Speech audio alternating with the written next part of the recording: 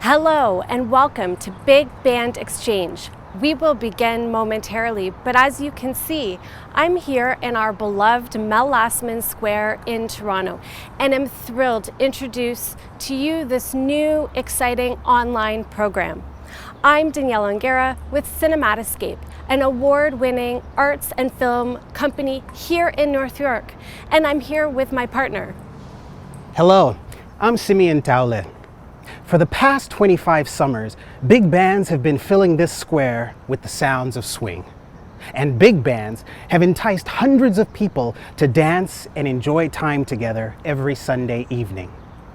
We had a great time last year, and we're so looking forward to seeing you this summer. Even though right now we can't meet in person, we can still celebrate the joy of music.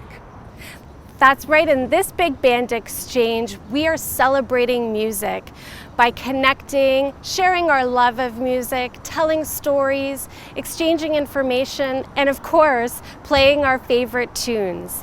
We wouldn't be here today, or you there, without North York Arts. North York Arts is an art service organization that collaborates with artists and organizations to promote arts programming in North York. This series features 4 favorite big bands that would have played live right here on this very stage this summer. The members of these unique bands have reached out to music lovers across Toronto and exchanged musical ideas, anecdotes, and memories. Now you have a chance to enjoy it all as they swap the stage for our favorite medium, the screen. Of course, we have one last important point to recognize before the Big Band Exchange begins. Please let us recognize and acknowledge that each of us is joining from different parts of Turtle Island, and Indigenous people have been here since time immemorial. This specific land here in North York is covered by Treaty 13. It is the traditional land of the Huron-Wendat, the Seneca, the Haudenosaunee, and most recently, the Mississaugas of the Credit River. We are truly grateful to live and create on this land. We wish to thank generations who have cared for the land before, those who continue to, and be knowledge keepers of this land today. North York Arts recognizes that this land acknowledgement is part of a continuous process towards truth and reconciliation. We also acknowledge that we're in a time where systemic racism continues to be enacted on both the Indigenous and Black communities. But by adhering to North York Arts values, we will lead with authenticity, and we remain committed to building positive relationships with Indigenous people, Black communities, and the many other communities who also face systemic racism, other forms of oppression and marginalization. We remain committed to building positive relationships with the wider community and the environment. We thank you, and thank you for acknowledging this time with us today. We are about to hand it over to the band. I don't know about you, but I feel the excitement of the event about to start. From all of us to all of you, take care, be safe, and enjoy the Big Band Exchange.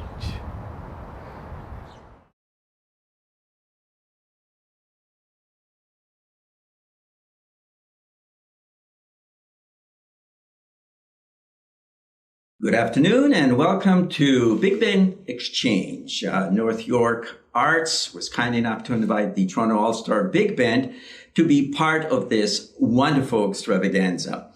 We're so sorry that we can't play live as we were scheduled this summer to do at the Mel Lastman Square, where all the wonderful dancers come out to dance to big band music. But this is second best. What you're going to hear this afternoon is some reminiscing from alumni members. We have some wonderful members who have been following the band for many years. And of course, a few words from current members as well. We'll be playing a lot of music that we've recorded over the last 2 or 3 weeks or so, right here in this very room where I'm speaking to you. So, as they say, without further ado, Put your feet back, relax, and enjoy some of the stories and music from the Toronto All-Star Big Band.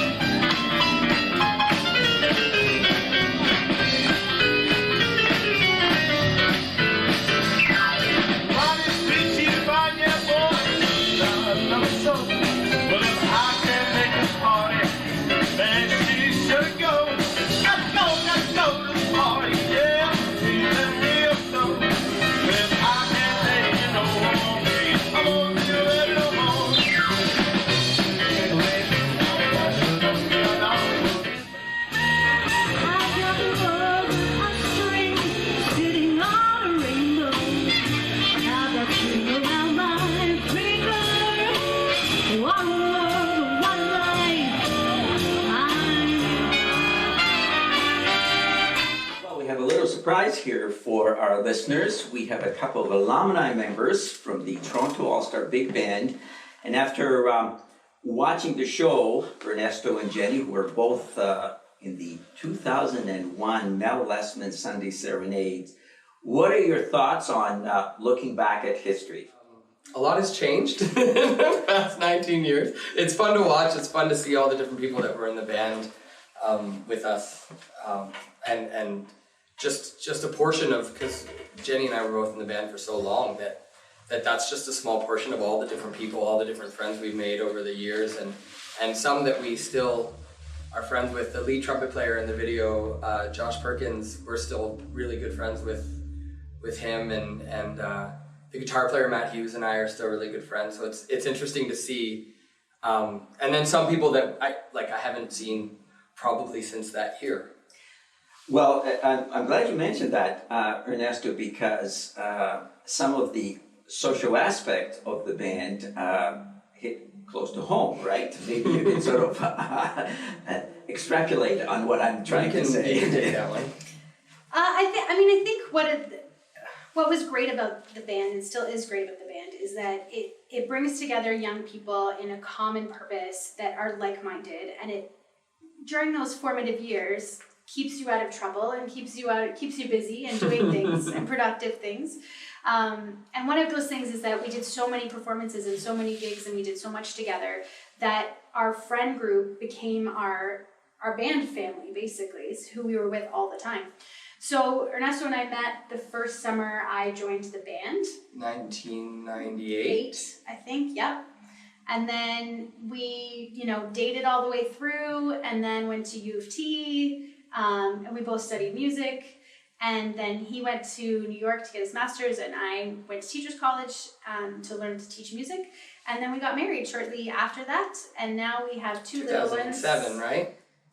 Many of the performers become professional musicians like you did, Ernesto, and some of were multi-instrumentalists. I think you just about played every instrument in the band, if I'm not mistaken, throughout the years. I did cover most of them, yeah. I was never in the trombone section, although I did, when I was conducting the Etobicoke Jazz Band, I did play a gig where we didn't have enough trombone players, so I played from the conductor stand. Not well, mind you, I'm sure, but yeah, I played trumpet for I think a year or two. I played piano and clarinet and all the saxophones at one time or another.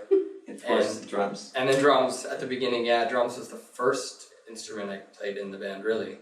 Well, it's funny. I think it was it the second or the third instrument that you learned how to play through the years, and it became your primary instrument. And I would be remiss if I didn't mention that, of course, this year all of this came to be because you've also won a Juno, right? Yeah. Or what was it for the ensemble? Jazz Album of the Year group for my band Turboprop, and the album's called Abundance. So we had a number of people who, of course, won certain awards. You this year for Juno. We had a singer who has won a Juno a few years back, and we have a Grammy winner, Elliot Medor, I think, won for his opera work as such. Yeah. A number of people that were in the band also, of course, became professional musicians. I think the lead tenor saxophone player in the little video that we have shown the audience is a professional composer. Yeah, Brian Harmon. So there's a variety of wonderful people who have went on and made music there. Well, and the alto saxophone player on my album that won the Juno, Tara Davidson, was in the band. And I met her in the band. I think she was 14 or 15, or maybe 16, and I was 12 or 13. You know what, Ernesto? The most amazing thing, she was still the most professionally prepared audition I've seen. Her father brought her in. Still remembers. He had a audition cassette tape at that time. It was all sort of set up. Well, she's still amazing and professional and incredible musician. And of course, Jenny, you also went ahead and made music your career because you're now a music teacher and you are shaping and forming young minds that, one day, you never know, might become also either, Toronto All-Star Big Band members or the younger band that we have. And I think there's a few members over the years that have gone the education route as well. So I think it's interesting because if you probably tracked it over the years of the various members that have been in the band and have left the band, I would venture to say many of them either have made music their career or they still love to play music in a some way or another, amateur kind of way, as a hobby or. So it's a testament to the organization really, because it took all of these kids and gave them work to do and taught them skills and got them a community, and were able to really entertain people like we did at Mel Lastman Square and be part of the bigger Toronto community as well too, right? For me, anyway, looking that it was an important part of your, past life, and I know that you certainly support the band to this very day. As I know, Ernesto, you're on the board of directors, and both of you have been just wonderful in the support. And I know that this band will go on. Well, at least for another 5 or 6 years until I get Charlie in the band. I'm looking forward to him playing the drums. Go Bags. Thank you. Well, we just caught up with 2 members of the Toronto All-Star Big Band, an alumni member, and I guess Jesse, I conductor of the Toronto All-Star Big Band, but also a previous keyboard piano player with the band. That's right.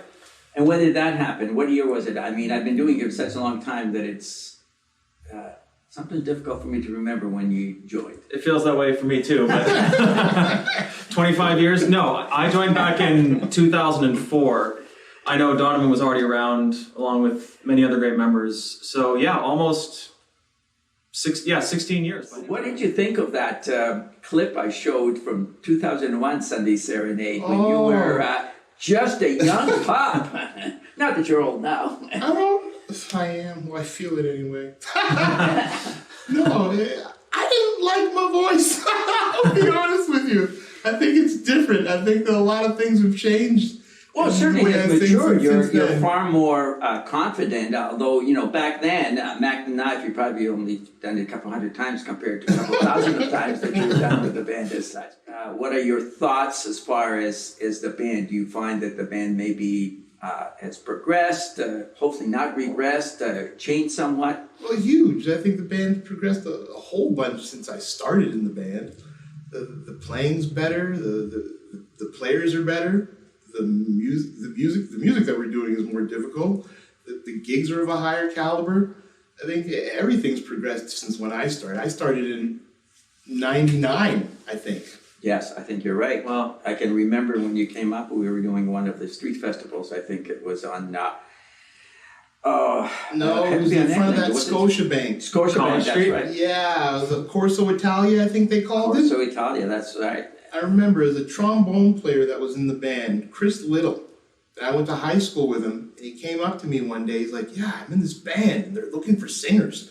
Just come with me to this gig. Just talk to him. Just go and talk to him, and just see if you can audition."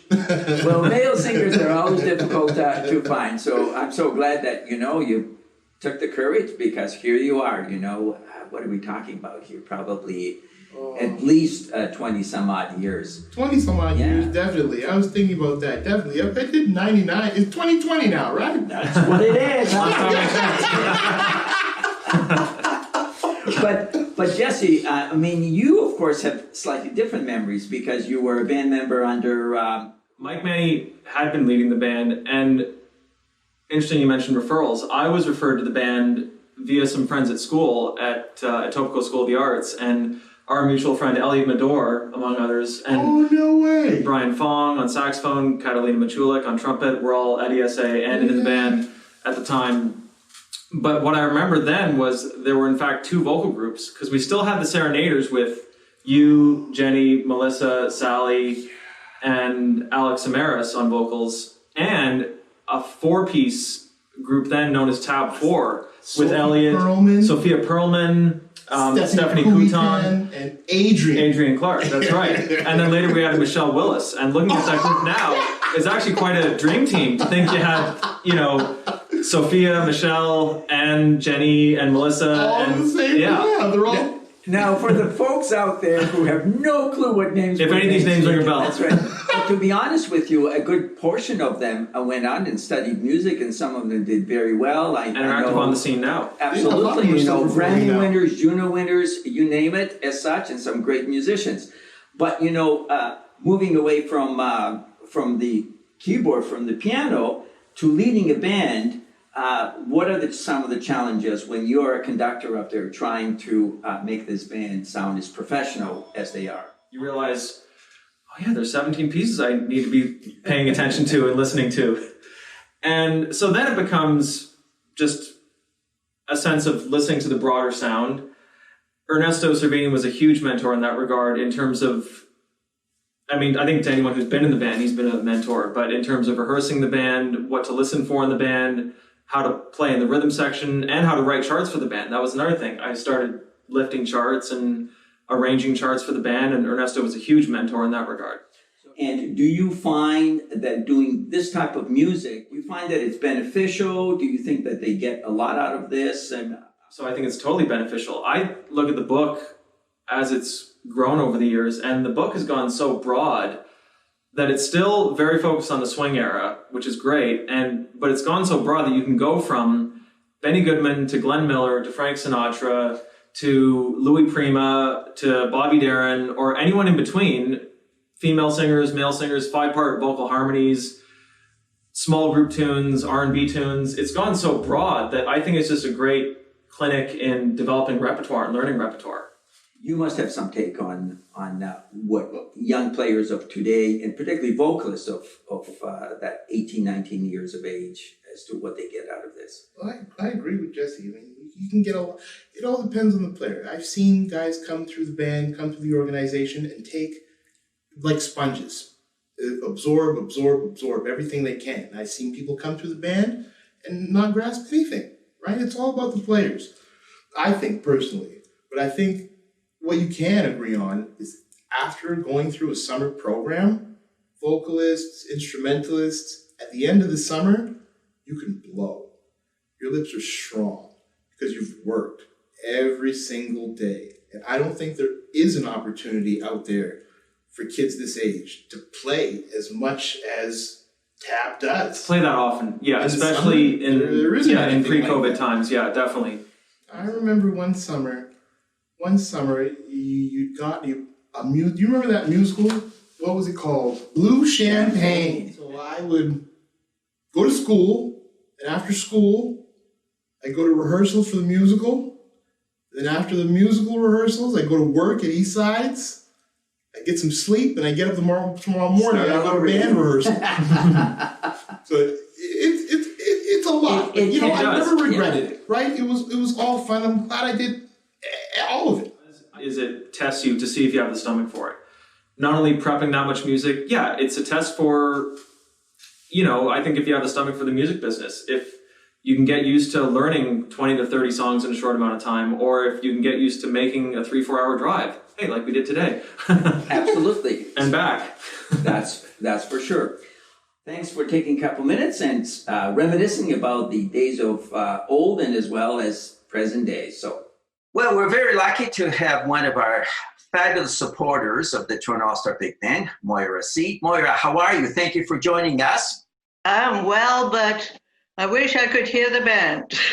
Well, hopefully that's going to come in a very near future, although we're doing the best we can by actually doing something like this Big Band Exchange, where we can talk a little bit about the band, big band music, play a little bit of Toronto All-Star Big Band videos that we have made this summer. I'm trying to remember, when was it the first time that you ran into the band? And maybe you can tell me a little bit about how that happened and what makes you follow the band, and what do you think about young people playing music from the 30s, 40s, and 50s? Well, the first time I met with the band was after I joined in the Lindy Hop community in 2001, Beaches Jazz Festival. That's where I saw the band first. Right. Well, we had a very long history with the Beaches Jazz Festival. I think at least 25 years or so. So you must have seen us in front of the Swiss Chalet playing. I believe that was, but I don't recall. I remember you were part of the big band festival at Kew Gardens. That was very nice. Beaches Jazz Festival has always been a great supporter of all sorts of music, but particularly big band music, because there are several big bands, I think, during the Beaches Jazz Festival that play on the streets. Yeah. So that's where I first bumped into you. And it took a couple of years for me to realize that the Blue Champagne Club existed and that I could support the band in some way. So I joined the club and I offered to volunteer.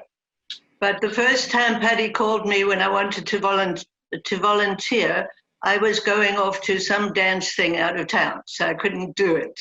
And she never called me back. So it took me until last year to actually work with the band. That's right, and it was very kind of you to offer your services. Yes. And we're very fortunate that we have, a number of supporters in the sense of they come out to our activities, whether it's out on the street or doing our own activities that we run. But there is just a core of people that actually want to support not only financially, but also by volunteering, either selling CDs or coming out and helping out with any activities that we might be running. And so the Blue Champagne Club is that, asks people to sort of support the band in more than just simply coming out and seeing them to play as such. Realize just how much hard work it was. What, on your part or on the band's part? No, on the band's part and on your part. Well, it takes a village to raise a child, somebody once said, and it takes many people to have an organization like ours, prosper and continue. It's never one person, we have people like you and of course, the core people who make the music happen, whether it's Jesse Whiteley leading the band at the moment, or whether it's Mem Adams doing the vocalist coaching. And, I do sort of the background stuff, and Patty Servini does the paperwork and organization. It takes a lot of people to almost any organization. It's a lot of work, yes, but it's worth it. Well, I'm glad you think so. I do as well. Otherwise, I wouldn't be doing this if I didn't think that it was worth it. My question always is to people as to what did you think the very first time you saw a young band of, 17, 18, 19-year-olds playing the music that is 75, 80 years old? Did you find that at all unusual? Or what was your take on that particular? I found it extremely inspiring. I remember when I first met the band, I think Jesse was a pianist with the band. That's correct. Yeah, and he was fantastic. He sticks out in my memory from that time very much. And I found it really inspiring that young people were playing this music that I loved so much. Well, even to this day, I've been doing this in one form or another since 1979 or so. The band was slightly in a different format, but it always amazes me how quickly the band members, when they come in, adapt to this music. 99.9% of them have never heard of these pieces before as such. So it's always inspiring that they're willing to sort of embrace this. The one thing that will always stick in my memory is when they all broke into a rendition of Daddy on the bus on the way home. Without any encouragement, they just all started to sing. That was fantastic.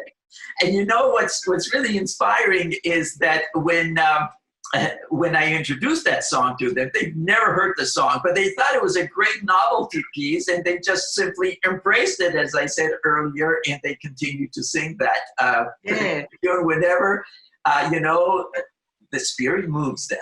Now, before we leave, is there any particular piece that the band does? I know the band has a wide repertoire, but is there anything that maybe we can play for the audience of the Big Band Exchange here that you might enjoy hearing? Well, one piece is The Sunny Side of the Street, because I remember our fiasco at the Beaches Jazz Festival last year when it poured with rain and the band kept playing under the tarp. That's right. Yeah, that was fantastic. So that's one piece. And I think for this year, I Don't Get Around Much Anymore is a very good piece to play. Good choices. So either of those would be fantastic to play. Well, we'll see what we can do, and hopefully we'll make your wish come true sooner than later about live performances. Thanks again. Yeah, thank you. The 2, 3, 4, 1.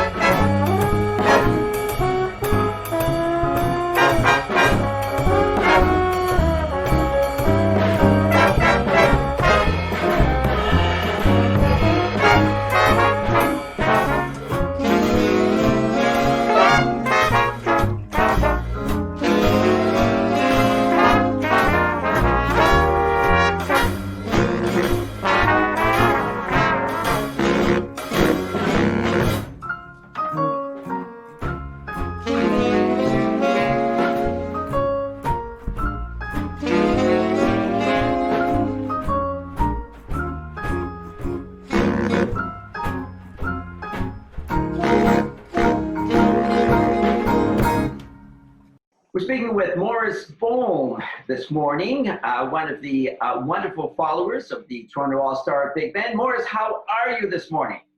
I'm feeling fine this morning, thank you. I'm glad to hear that. Morris, I was trying to recollect as to when was the first time that you heard of the band? First time I saw the band was about 20 years ago. I went with my friend and his daughter joined the band playing clarinet, and I got hooked. Oh, it's that my was kind of music, and I love it. That was Jill Brownie, if I'm not Jill Brownie, mistaken. Well, Jill was a wonderful clarinet player, and she certainly learned her music very well. And some of those Benny Goodman and Artie Shaw licks were not easy to learn, and she did a terrific job when she was in the band. She unfortunately didn't follow it through. Yeah, not all of them do. I was looking through, just a tremendous number of young musicians that passed through the band. And some of them, of course, made music their work. I can think of people like Elliot Medor, who won a Grammy for opera. And then, of course, very recently, Ernesto Cervini just won a Juno, and we had another singer that won a Juno. So a number of them pursued music, but not everybody, persevered and decided to go a different direction. But it's incredible. And I've seen some of them become stars.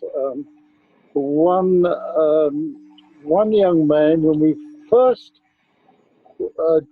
saw the band and we were introduced to the singers outside, he was leaving and going to the Philadelphia Opera. Next time I saw him was on the big screen with a major role in an opera direct from the Met.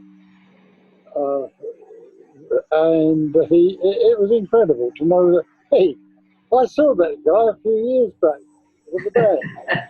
Well, you're talking about Elliot Medor, and of course he's a wonderful singer, a baritone, and he's the one that I mentioned that picked up a few years back a Grammy. As a matter of fact, with this pandemic, it may not happen, but he's supposed to play here in Toronto sometimes in October or November.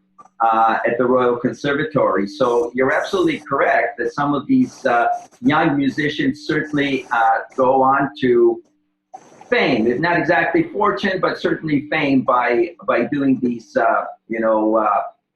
incredible roles, whether in Elliot's case, in opera as such. But, they do learn the stage presence, as you suggested, by doing a lot of gigs, and All-Star Big Band does a lot of gigs. I don't think the big band music will ever die. At least I hope it doesn't. But I wonder what they would have really sounded like had they had all the equipment of today. Well, there's a thought. Well, before we end this short interview as such, I know that you have some favorite singers, or at least favorite songs, and I'm just wondering if there's something that we can play that you enjoy hearing the band perform when they're able to perform live. Well, I'm fairly easy, and sort of everything is favorite. With the band, I've got favorite singers, obviously, who've been there. Jonathan and Megan, and who are still, even though they started some years ago, still connected with the band. Well, Donovan is certainly unusual, because Donovan started with the band when he was 16 or 17, and he's now well into his 30s, but he enjoys working with the young people, and he's a good model for the younger singers. So we always enjoyed having him as an alumni perform with the band. So maybe what we'll do is, because I know Donovan does some wonderful renditions of a good number of songs, but one I'm thinking of in particular was the Joe Williams Count Basie recording of 1956 called All Right, Okay, You Win, and he just is spot on that particular number. So maybe what we'll do is, as we're ending this interview, we'll play that song for you and for all of our listeners. Okay. Here is All Right, Okay, You Win. Sounds good. Thanks, Morris, for doing this. I really appreciate it.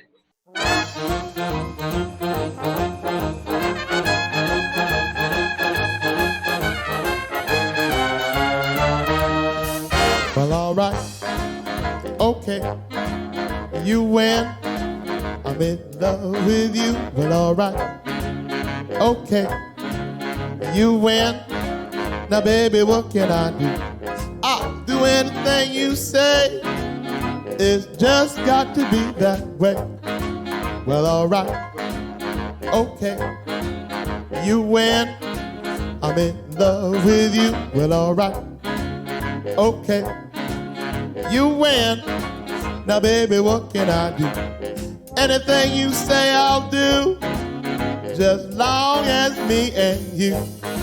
But the first thing in the morning, you got to wake me with a kiss. You got to make up for all the loving you had made me miss. Well, alright, okay, you win. I'm in love with you. Well, alright, okay, you win. Now, baby, what can I do? I'll do anything you say. It's just got to be that way.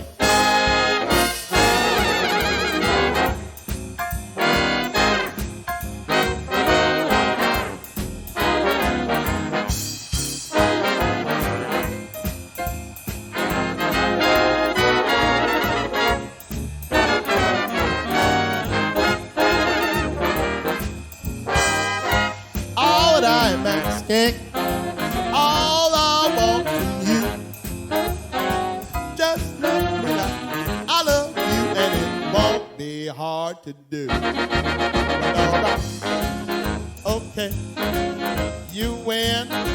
What are you waiting for? Well, alright, okay, you win.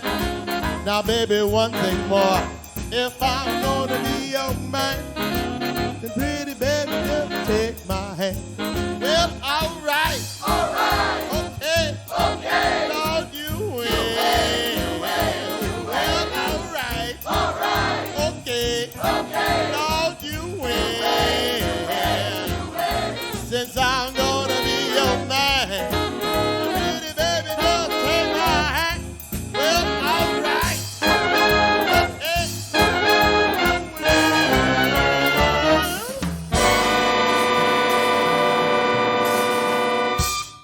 So we have Omar and Ben, and Omar, I'm glad you waved Omar, because I was going to say it's the guy with that backward hat and such, and Ben, who is our double bass player.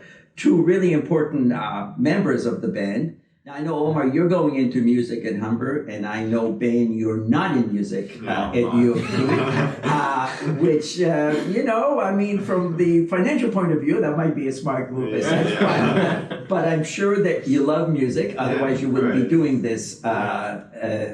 So tell me what made you join the band in the first place, Ben? Yeah, well, I actually heard about it first in grade 9 from one of my music teachers, but I didn't play an instrument in the band yet because I hadn't joined the jazz band at my school, so all I played was tuba back then, so there was no spot in the band. But then in at the end of grade 10, I heard about it again, so I auditioned. So wait a minute, you started music in grade 9 on tuba? Yeah, on tuba. What made you switch over to a double bass? I actually never switched over. I continued to all. Wait a minute! Looks like a double bass. Yeah, but I played double bass and jazz band all my years after that, right? So I played both of them through high school. But in class, it would be tuba. Yeah, because it would be like a concert band or something. Right? But you still had to pick up the double bass. Yeah. Who sort of inspired you, or why did you pick up the double bass? Yeah, so they used to do like presentations at our elementary school. So they would come with the jazz band and say, hey, like, take music. We have a great program at Gonzaga. So I remember seeing the old bass player who's also at U of T in my program, actually, and he's an amazing double bass player, an electric bass player. So I was like, I want to play double bass. So that's how you got started. Yeah, that's cool. Yeah. In Omar, how did you get started on drums? When was that? When I got started on drums, I actually started out on piano, and I didn't have a good time doing that. So I told my parents one day, because at school they did a performance, and I saw some older grade guy playing drums, and I was like, that's what I want to do. And I told my parents, and they got me like enrolled in Long McQuaid. And how did you hear about the band? I think my 10th year, or grade 10 of high school, we had some of the brochures, and my teacher, like, he knew I was really into it. Like, for some of the people in my program, like, we were really into music.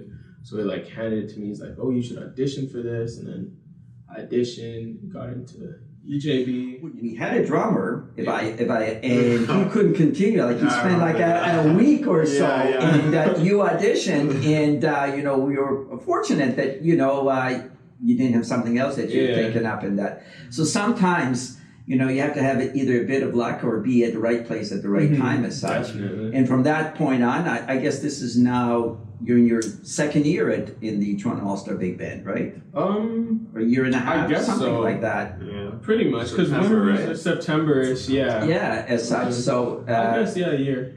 You guys probably were not big band listeners, or am I wrong? I actually, because my dad plays saxophone, and the reason I'm so into music is kind of just because he was playing it around when I was a kid, like on like a house stereo. So I heard like, not all of them obviously, but like Duke Ellington ones, and like I heard Sing Sing Sing before I came here. I was intimidated by it, but like I heard it before, yeah. So I was like, oh, I like this song, like ones that I've heard before, even just like maybe different arrangements of some songs I've heard before, but yeah, I've heard a few. Well, you know, things like Sing Sing Sing, of course, in the mood, even in high schools, they'll have things like the mood as such. But I'm glad to hear that. But Ben, you shook your head that you probably did. Not. Yeah, like it was a big shock coming here and seeing all this music. And when you see the book, it's what? It's definitely something I wasn't used to playing either, right? So like keeping the rhythm like that. Like, usually it wasn't 4 to a bar, you know, in other jazz bands, but. I think both of you guys will agree that it's not necessarily easier music, it's just a little bit different. Definitely. And so it's nice to have a balance of doing what you be doing at Humber to this, but it always floors me. I had an interview with one of the people who follow the band, a senior member, and she says she loves when, you know, people your age, we were on the bus to some gig, and everybody was singing Daddy, right? and when you started to say Daddy, you're like, what is that? And I'm sure that people 18, 19 wouldn't have heard this, but you know, it's always fun doing some novelty tunes. I know that we have like over 200, if not more, charts in the book. What's one of your favorite charts, Omar? I'd have to say Jumpin' at the Woodside. Good choice, Jumpin' at the Woodside. We have to play that. And Ben, what is yours? Yeah, I think I'd go with Don't Get Around Much Anymore. Good choice also. I mean, it's certainly quarantine time, and don't get around much anymore. We sure as heck don't.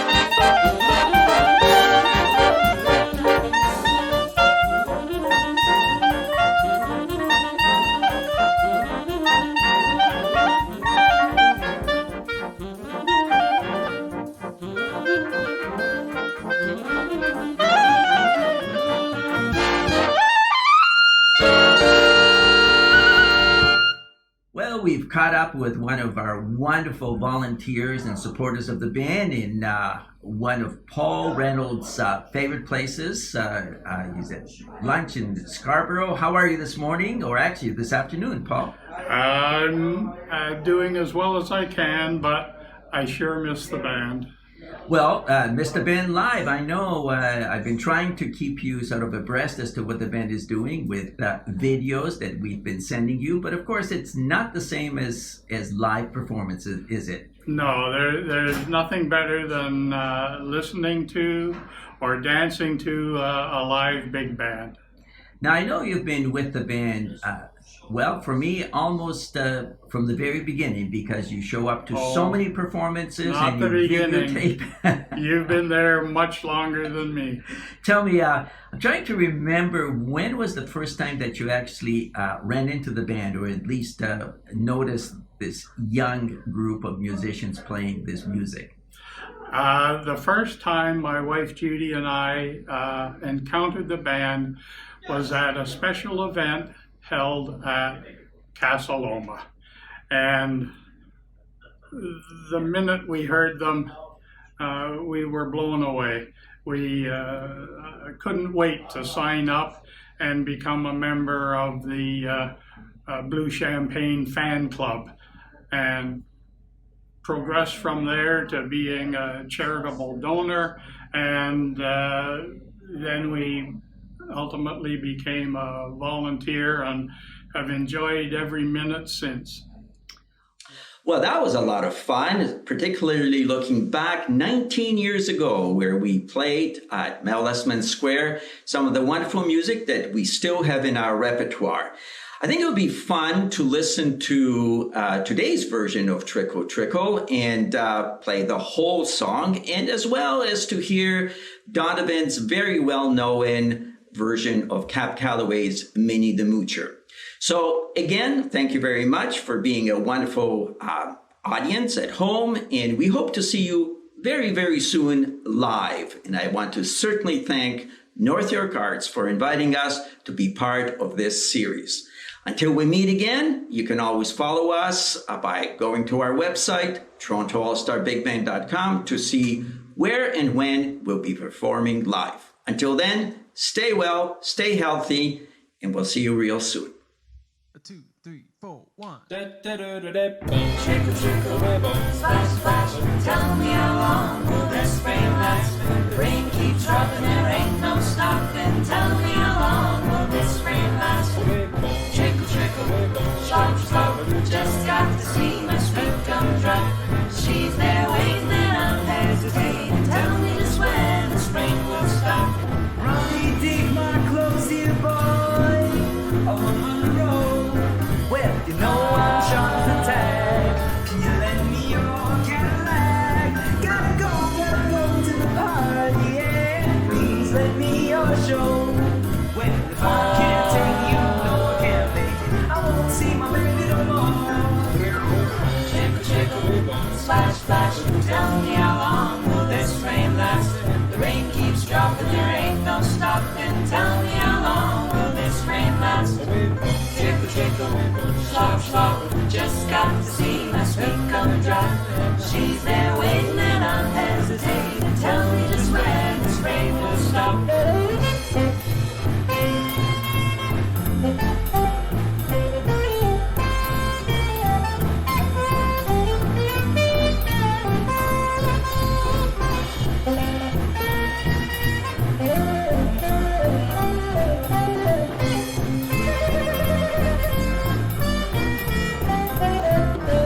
Ronnie, she's sweet, she's fine, yeah, boy.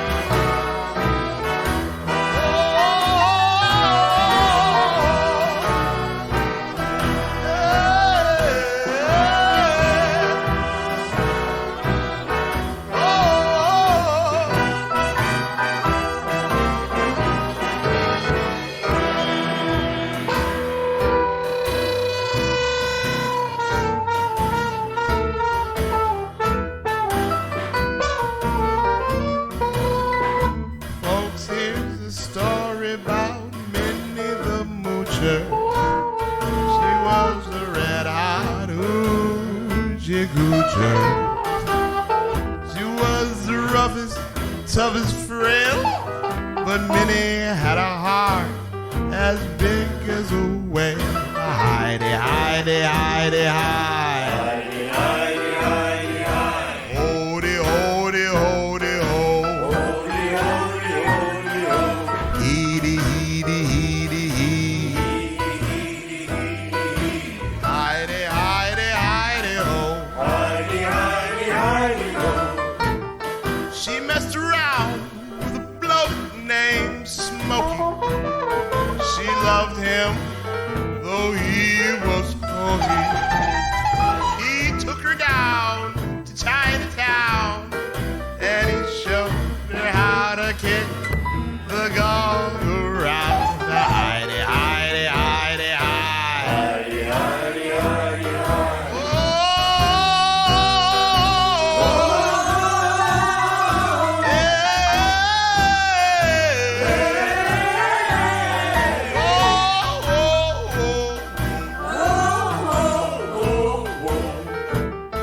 She had a dream about the King of Sweden. He gave her things that she was needing. He gave her a home built of gold and steel, that car with a platinum wheel. Howdy, howdy, howdy, howdy, howdy. Howdy, howdy, howdy, howdy, howdy. Howdy, howdy, howdy, howdy, howdy. Howdy, howdy, howdy, howdy, howdy. Whoop.